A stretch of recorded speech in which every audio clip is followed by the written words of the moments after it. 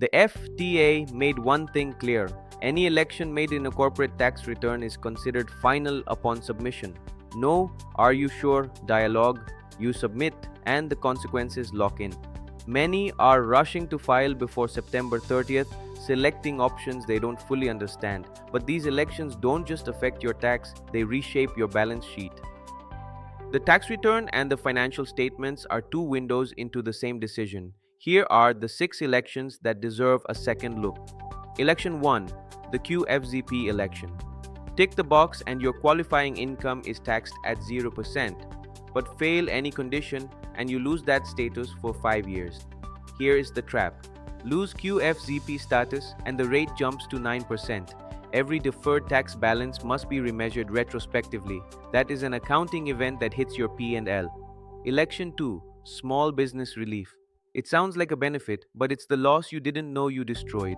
Tax losses during this period cannot be carried forward, ever. The accounting impact is destructive. Elect SBR, and accumulated losses must be derecognized. Startup A elects SBR. Startup B files normally under Article 3. Startup A just doubled their tax. Election 3, the realization basis. This allows you to disregard unrealized gains for tax purposes, but it's a one-way door. Once elected, it applies to every subsequent period. This builds silent deferred tax liabilities. Under IFRS, your property is at fair value, but the tax base remains the cost. This creates a permanent wedge that affects your debt-to-equity ratios. Election 4, the tax group election.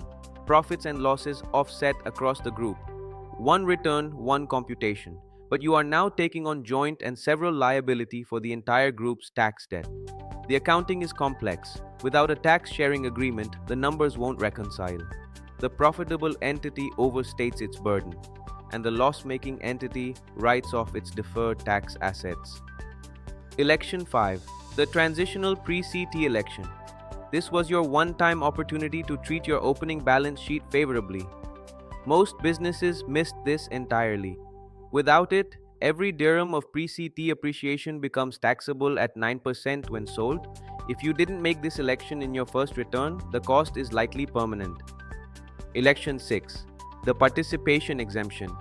Dividends from qualifying holdings are exempt, but claim it without meeting the 12-month holding period and you trigger a massive tax adjustment.